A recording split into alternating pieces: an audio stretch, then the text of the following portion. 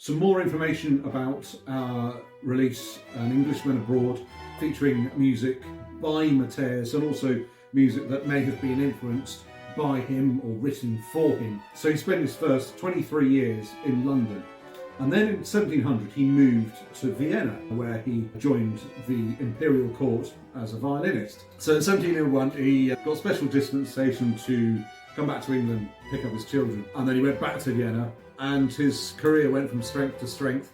He became leader of the court orchestra of the Imperial Court, and also was given the task of composing all the ballet music for the grand imperial operas and court balls. So Vivaldi had long harboured ambitions of gaining a post at the Imperial Court of the Holy Roman Emperor Charles VI. In 1727 he published a set of 12 concertos under the title La Cetra, or the Lyre. That is a L-Y-R-E, not an L-I-A-R. Just to be, yeah. If he'd have called it the Lyre, L-I-A-R, I don't think the Holy Roman Emperor would be very impressed with that. But yeah, so he calls it the Lyre for the very reason that the lyre was the symbol of Apollo. Apollo being the god of the sun. So he's basically saying, he's flattering the emperor, saying you are like Apollo.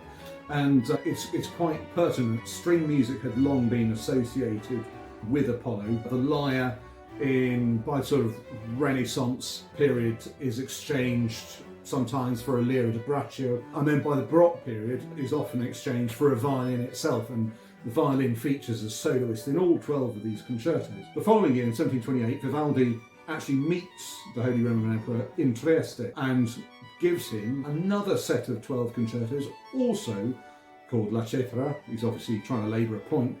And this set of parts survives in the Austrian National Library in Vienna. But unfortunately, the solo violin part, which arguably is possibly the most important of the parts, has been lost. Now, given that Matteis, leader of the court orchestra, it's most likely that performances of these works in the court in Vienna would have featured Matteis as the soloist. And as many musicians still do today, Matteis was obviously very good at walking off with his music and not returning it. So that's my supposition. Anyway, in order to play these concertos, there are 2 for 2 violins, which you can reconstruct the first violin part from the second violin part. You can have a look at some of our old recordings for that. But for the other 10 concertos, you're relying on there being duplicate sources.